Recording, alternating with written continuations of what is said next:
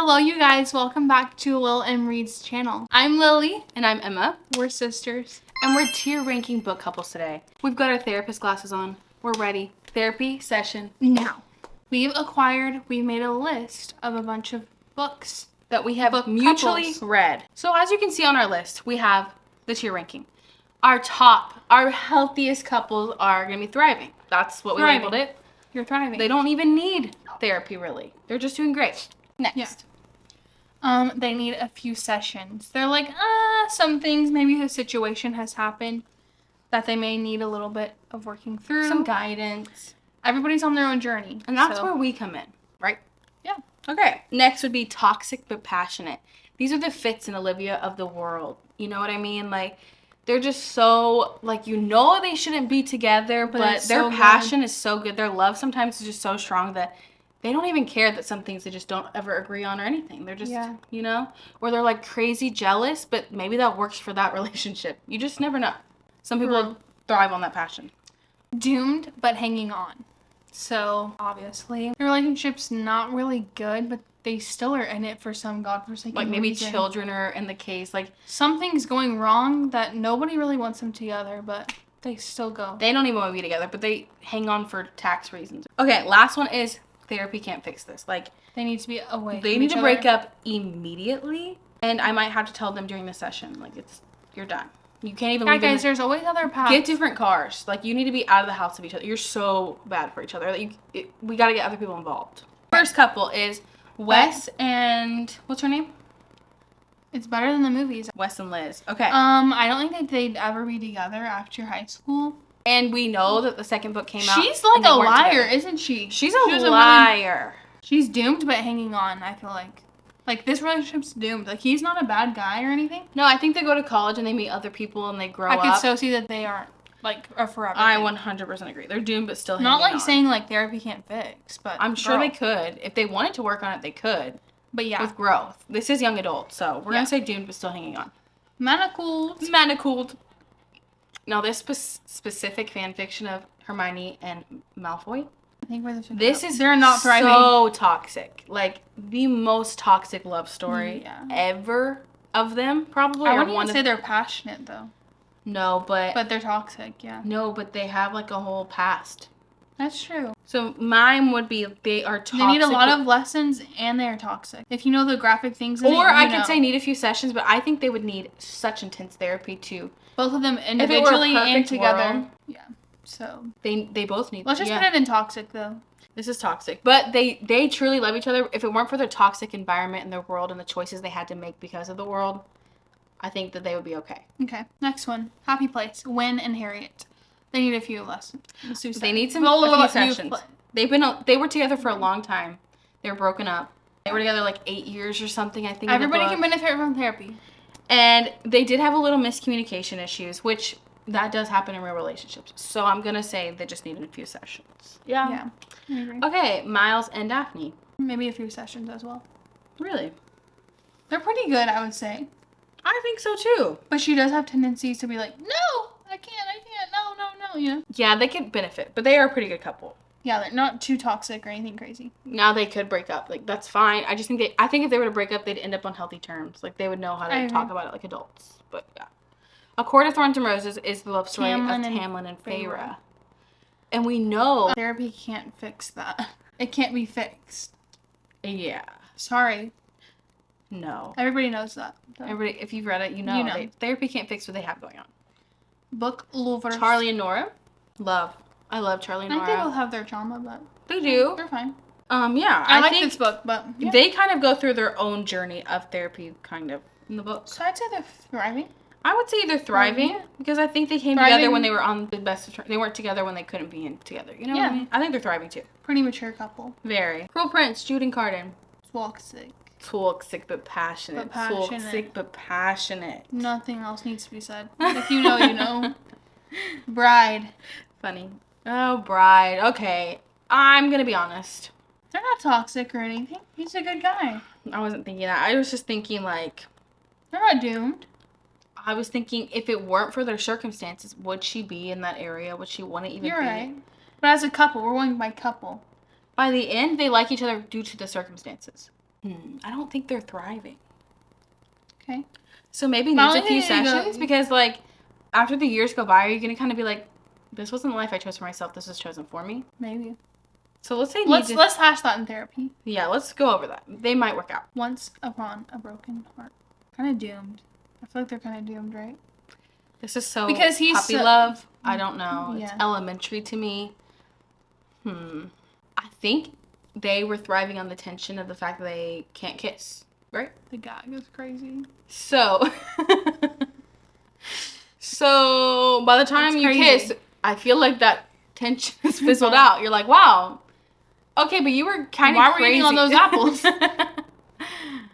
Yeah, I'm gonna say... Doomed. They're doomed from the start. Come on. Yeah, I mean, it's just so puppy dog. I don't know. They're not even toxic. It's just silly. Okay, People Meet on Vacation was... kind of toxic. What's her name? Just kidding. Alex and Poppy. I didn't fully read this. Let me tell you. Miscommunication galore. Like, through the whole thing. How do you spend this many years with your best friend and not admit your feelings? I wouldn't say they're toxic or anything. I would think they need a lot of sessions. Oh my gosh, yeah. They need so many sessions. Yeah. Okay, Heartstopper.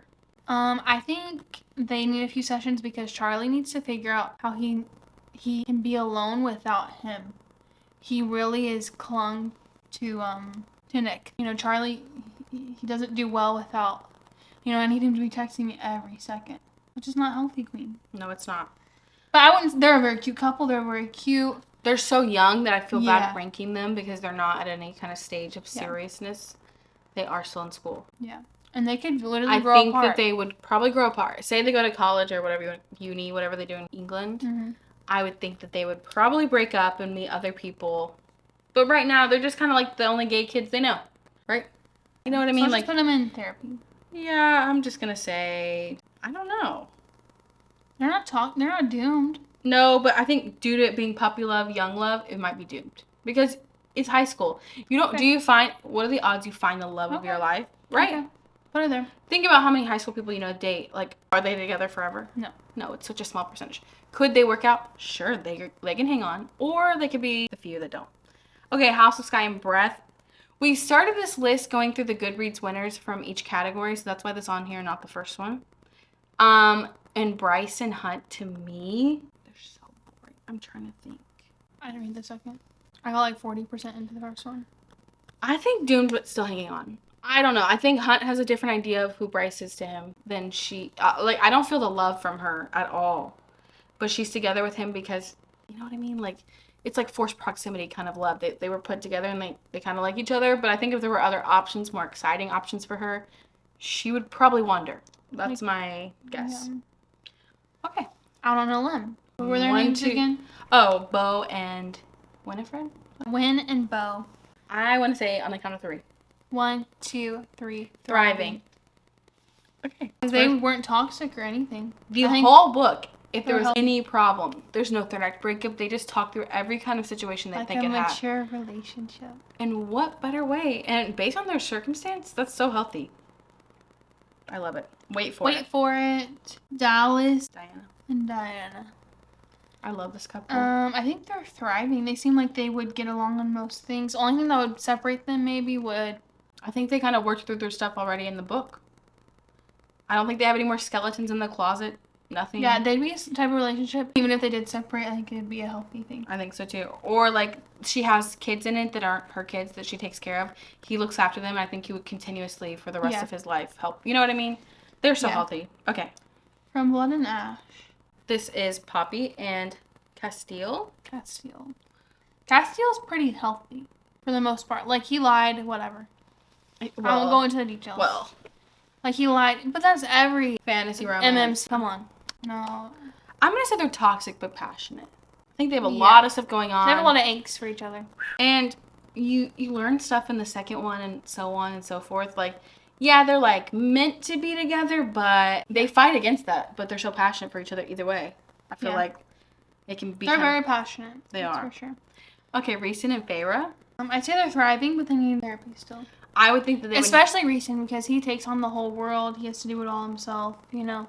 That type of thing. I know he has done a lot, so they both need therapy. They really do. So, but I think they're thriving. Their relationship isn't bad or anything. No. They're not toxic or anything. Yeah. Okay. The minor rivals. I haven't read this. Iris and Roman. Okay. As far as book 1 goes, I think they would need a few sessions because there's a little bit of lying going on in the beginning and identity secrets, of course. But by the end, they're so cutesy. They've worked out a lot of things, but this does have a cliffhanger ending. And I think even by book 2, the most they would need is just a few sessions. I think they're very healthy. I don't know if they'll stay together forever, but they could make it work. Colty. Sal and Colty.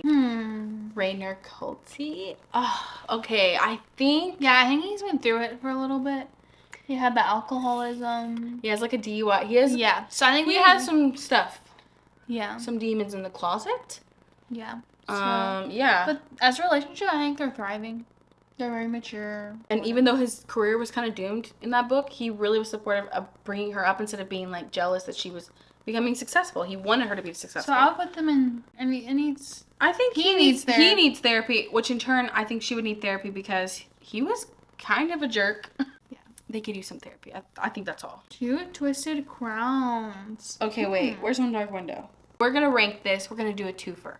We have Elspeth and Raven, and we have Ione and Elm. Okay, I think Ione and Elm are just strictly passionate. I don't think they're really like a crazy couple. No, and I think but based on their options, they're like, let's vibe.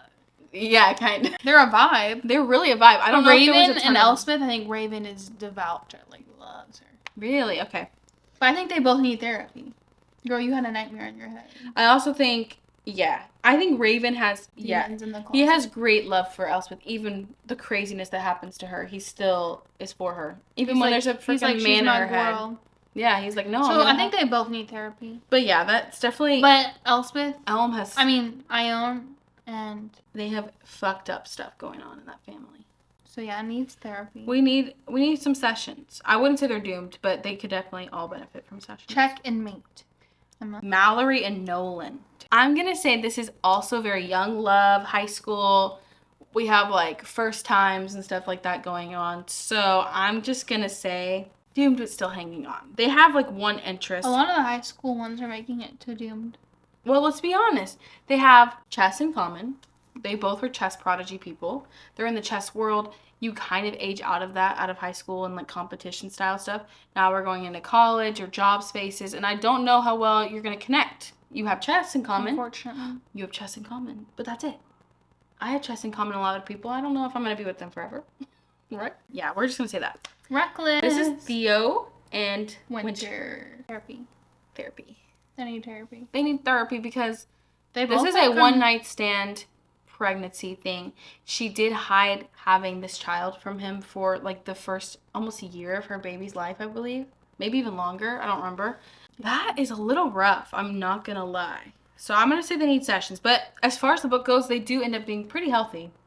And he's a great guy. He steps up. So, yeah. Yeah. Butcher and Blackbird. Remember the names? Sloane and Rowan. Sloane and Rowan. Butcher and Blackbird. Doomed. Girl, are they really going to be together long term? I want to say... Can we be real? I want to say therapy can't fix this. They're so cutesy, but we're killing people, and the tension and you all are from getting off on that, like, bro. And what if one of you gets caught? Are you really gonna will you rat on each other? Will you start confessing all their sins just to get? Because they're both very flighty people. I think even in the book, she kind of runs away from him at one point. I don't know. Anytime there's murder, you put them doomed, but still hanging on. Yeah, they still are hanging on to each other. Yes. Anyway. Powerless, Jasper, and... Sloane again? Is that her name? Sloane again. Hey, Sloane. Anyway, Sloane's crazy. Therapy can't fix. Okay, personal... Bro, why didn't you tell her that you loved her? Personalness for me is, same thing. Why did you not tell the person you grew up with that you liked them? It's giving we need to work through some things. Yeah, you clearly And then you're a dark daddy in bed. I'm done. I'm sorry, I don't like dominant men. I would just say... They're toxic but passionate. Or, no, I don't They're doomed. Yeah. To me. I'm sorry. This is personal list. I agree. Personally, I don't think that they would last full term forever. All right, fourth wing, Violet and you know who, Xaden. I would say that they need a lot of therapy. They're toxic and passionate. And they're doomed. I think they're doomed. They're all these categories if you pick a scene. They're dragons being mated. You are forced to be around each other for life. whether you're together or not. So that is also toxic, because if you break up, what does that mean for dragon stuff? Which is awkward. So awkward. So I'm either going to say doomed and hanging on, or they're toxic but passionate. They're definitely toxic but passionate. Heartless, Willa and Cade. I was telling her, he's such a simple country cowboy guy that he got, like, the hot mama, you know what I mean?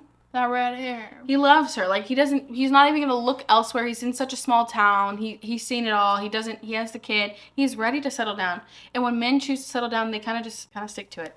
And I think she is so happy with the life she's getting to live. Yep. She doesn't have to work. Period. Slay. From Lukoff with this love. Is Jasmine. Ivan and Jasmine. Jasmine. Yep. Ivan and Jasmine. They need a few sessions. Yeah, I agree. They relentlessly bullied each other growing up. Yeah. And he called her fat. And he said it didn't mean anything later on, but why are you calling me meatball? Like, actually, why are you calling me meatball? That shit hurt. And I really liked the book, but still, it got me that part. You were like... And he's like, I'm joking. Are you really joking? You've called me that since I was 12. Why are we calling me meatball? Yeah, when I started getting boobs, like, you're actually so an asshole. mean. Yeah, and we didn't grow out of it. Like, we were in our late 20s in this book, so... Yeah. Come on. Yeah, you all need Abby Jimenez, Just for the Summer, Justin and Emma. I think this couple could work potentially long term. But this girl needs therapy. Heavily on the therapy part. And he does too. You have a mom going to jail? Prison. You're lucky she got out early. They need therapy. But they could work. Okay, love theoretically. Sessions. Could they work out? Yes, they're in the same field. They have that stuff in common. Yeah. I wouldn't say they're toxic or anything. Or passionate. She does lie a lot. But she lies a lot. And he's having to teach her how to just not lie and to be a full human. And I don't know if that will last. I would never trust somebody like that. I wouldn't say they're thriving. I think they're in the happy gray phase. space. Yeah, we're in that gray space. Okay. The wedding people. As you know, this is a literary fiction. Name? Gary and Phoebe. We don't want to spoil it, but yeah. So in this literary fiction, there is kind of a romance going on. And between the couple, it's very up in the air as whether these people will become a couple. Yeah, you don't even know what the end. You don't know. But you infer. So. I think that they would be thriving. Yeah. She did want to kill herself. So let's take that into account. She needs therapy. She does. And you were going to marry a person you don't truly love. So we need some therapy. I think they need therapy. They're not toxic or anything. No, it's just well, maybe they are. Because you're trying to fuck her in the bath your wedding was about to happen, so maybe and you were gonna go through it anyway. Let's change that. Actually, they are toxic people, but sorry. They're passionate. But they do need therapy. Not that they can't get better. Yeah, I think but with you therapy would have been okay with cheating. Yeah, I think so too. Phoebe, girl, queen, She was at a low point. She was. They're very toxic, and I think that'll work for them for a short amount of time, and then they're gonna realize we're middle-aged people that need to work through things. And we just are gonna get married because we can. Yeah, so there we go. Curse of the Wolf King. Curse of the Wolf King. This is a Beauty and the Beast with your free will and volition, of course. Of course. That is the funniest part of that book. Elliot and Emma. Well, she can honestly just leave his ass. She wants. She can leave him. I don't know how much love there was. Down? You only wanted to beat the clock. You did make me... This is kind of a doomed love story. Same thing with Tamlin and Feyre, which is also Beauty and the Beast retelling. When someone's your captor... beat the clock. That's what she was trying to do, help him out. And she did. She helped break his curse. But what if she thinks it takes 1 second for him to become ugly to her? What if that wolf ain't pretty anymore?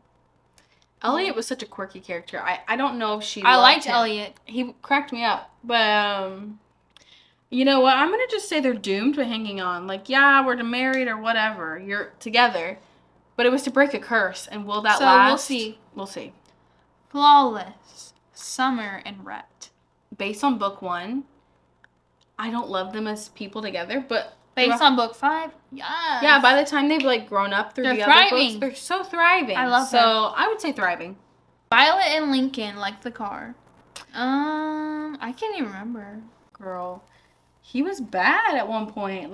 He was the mayor or something. He was popping his shit. He was leader of this wolf pack. I don't know if they were... And then they had to convince them that they could be together because she was a witch. It was just kind of silly. I'm going to say Doomed was still hanging on. Yeah, I can't remember it, guys. Sorry. In other words, same shit. You're in together from high school. Are you really gonna last? And you immediately cheated on her, bro.